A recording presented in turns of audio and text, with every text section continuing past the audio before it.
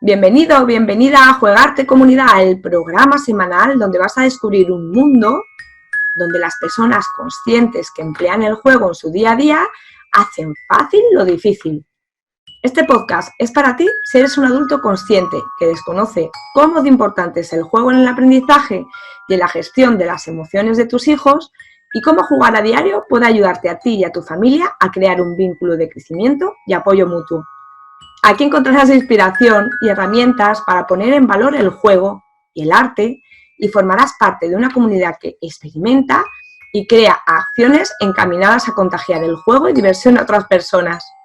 Conocerás educadores, artistas, psicólogos, terapeutas, empresarios, cocineras, escritores, que pusieron en el centro el buen juego para desarrollar mejor sus actitudes y ayudar a otros a crecer. Sube el volumen y ¡empezamos!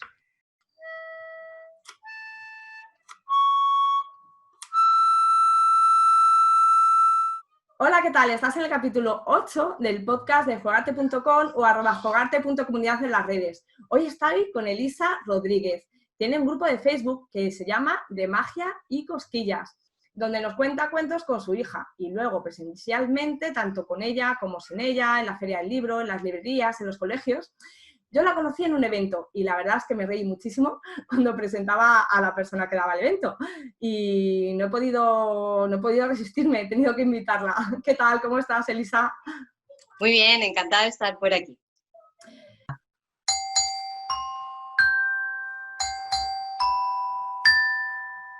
Esto del cuento te viene desde hace tiempo, creo, y me gustaría que me contaras un poquito de dónde surge. Sí, pues surge de donde nace lo auténtico, que es la infancia. En mi caso, los cuentos, puedo decir que a veces me han ayudado muchísimo a comprender el mundo que me rodeaba y a sentirme inmersa en algo que me emocionaba, ¿no? Luego, con el paso del tiempo, pues los cuentos quedaron ahí y volvieron con muchísima fuerza al hacerme madre, al ser mamá de una niña que ya tiene 10 años y con ella, incluso desde el embarazo, empieza ese impulso de contar, de cantar también, de crear historia. De hecho, desde muy pequeñita fueron naciendo una serie de personajes a través de los cuales, como madre, pues podíamos construir un mundo propio, ¿no? Incluso ella me proponía los títulos, los argumentos, ¿vale? Eso fue evolucionando hasta que hace, bueno, no demasiado tiempo, empiezo a conocer un género que me atrae especialmente, que es el del álbum ilustrado. Son esos cuentos en donde la imagen y el texto están en una armonía maravillosa y además son verdaderas obras de arte y bueno, me encantilan. Y empieza a surgir la posibilidad de contar cuentos y empiezo a hacerlo por el puro placer de hacerlo.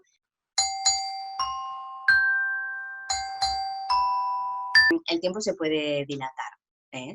Es necesario a veces hilar, mirar detalles, cositas, o segundas, terceras, cuartas lecturas.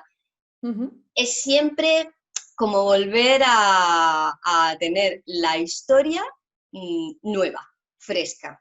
Yo lo recomiendo muchísimo, porque además eso implica una participación muy interesante, tanto del adulto como del niño. Y muchas veces se produce a la inversa, ¿no? El adulto, a mí me ha pasado, con este género en particular. Cuando abres el álbum ilustrado es que es tan fácil conectar con el niño, con la niña interior, que es una vía muy directa, ¿no? Para entrar en el juego.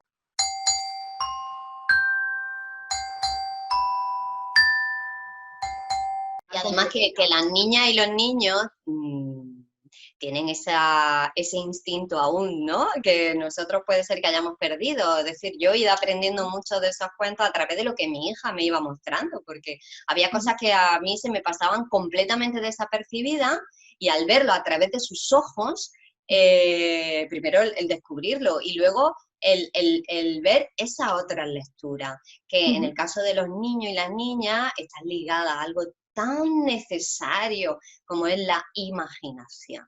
¿Qué sería de este mundo?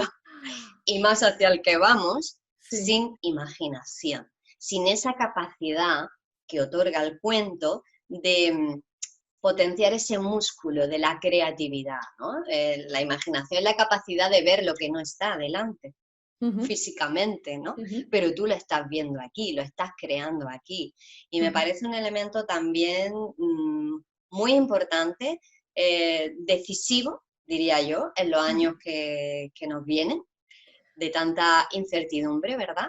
ujú. En donde la capacidad para reinventarte, reinventarse, inventar, va a estar en el centro de todo y ahí el cuento tiene Ujú. mucho, muchísimo que aportar.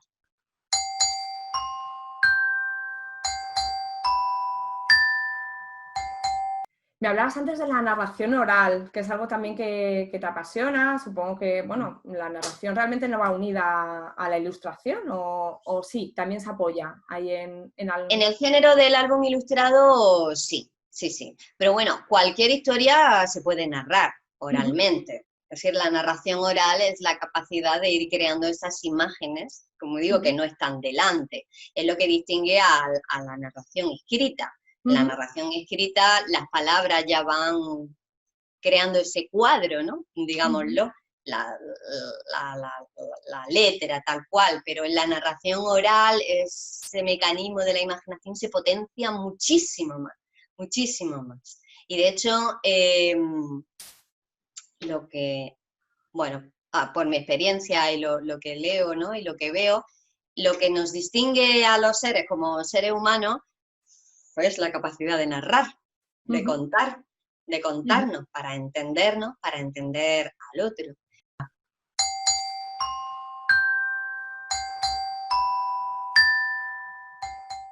En el grupo este de Magia y Cosquillas publiqué hace tiempo un artículo que me pareció súper llamativo de la primera obra de arte, ahora se considera como tal, de la Ujú. humanidad, procede del Paleolítico, en una isla de Indonesia, y es una narración gráfica de una escena de caza, digámoslo.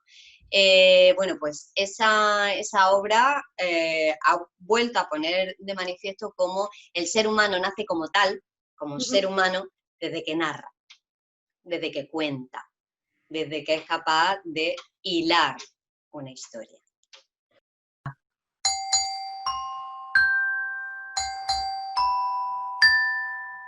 La narración la he descubierto también, la estoy descubriendo ahora con el tema de la mitología. Claro, yo ahora me pedía a mis niñas, sobre todo en la hora de la comida, me pedían, ay, un cuento, una historia, eso es como un poco lo dicen ellas. Y al principio pues les contaba historias de cuando habían nacido, de cosas que me habían pasado, de momentos tristes, momentos alegres, así un poco para que vieran, yo qué sé, todo lo que tiene un poco la vida. Y ya hubo un momento que dije, se me ha acabado y empecé con la mitología. Y como son historias así como muy largas, acabé por reinventármelas.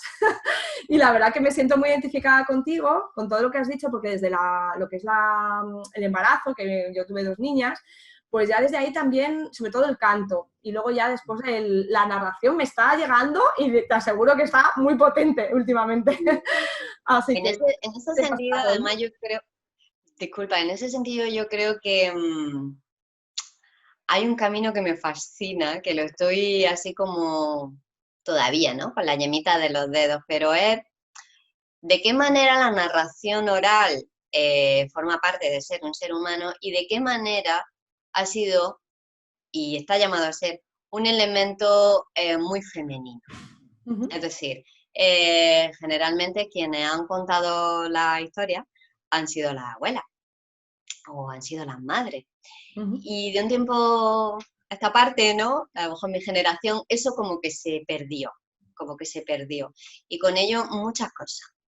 Bueno, también en el contexto de nuestro país, ¿no? Que ha vivido una guerra civil y evidentemente eso marca muchísimo, ¿no? De la historia, y todo lo que no se cuenta, al final es una herida, ¿no? Es una herida. Uh Y el -huh. contar sana, el contar, el sacarlo afuera. Entonces, es algo que está ahí, pulsando, no sé si se concretará alguna vez, pero me parece súper interesante que las mujeres en especial conectemos con nuestra voz narradora. Todos los seres humanos la tenemos, evidentemente. Pero en el caso de las mujeres, me parece, lo intuyo así, lo siento, como un elemento de conexión profunda con nuestro ser. De hecho, ahora también se está replanteando a nivel del arte, ¿no? Vuelvo al tema del arte primigenio. ¿Quién te dice que las esculturas no fueran hechas por mujeres, ¿no? Las esculturas de las Venus que conocemos, o las pinturas. ¿Por qué tenían que ser solo los hombres? Lo habría, no te digo que no, pero también tiene mucho sentido que fuera lo femenino, la energía de lo femenino, que es una energía además de reposo, de reflexión, de unión.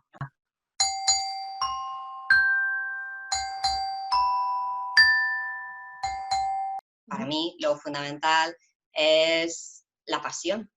Solo se puede transmitir realmente desde ahí, ¿no? Y es interesante tener como esas claves, ¿no? Que ayudan, pero cuando alguien me dice, ay, la típica pregunta podemos tener, para un niño de tal año, de tal situación, ¿qué me recomiendas? ¿Qué tal? Pues yo lo que siempre recomiendo es, tú abre el libro, tú léelo, tú míralo, y si a ti te gusta, vía libre. Vía libre, ¿no? Porque seguro que si desde ti hay ya esa conexión, es muchísimo más fácil, directo y natural que cuando lo vaya a trasladar al niño o a la niña se produzca también esa magia. Yo la verdad es que leo muchísimo a mis hijas por las noches, es imposible no leerlas, o sea, por las noches siempre es como, la hora del cuento, la hora del cuento, la hora del cuento a veces al final es la hora del cuento. Mira el reloj y digo, no puede ser, me he leído 5 libros ya. Pero la verdad es que sí, que estoy de acuerdo que es una magia fabulosa y que ellos además ven detalles en esa imagen que tú no eres consciente, no llegas a apreciar.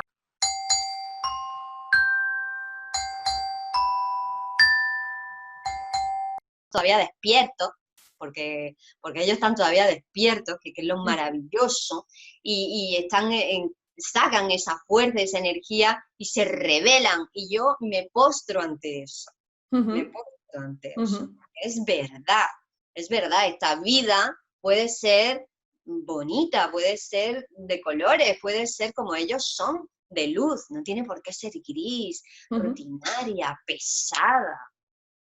Y el cuento ayuda mucho.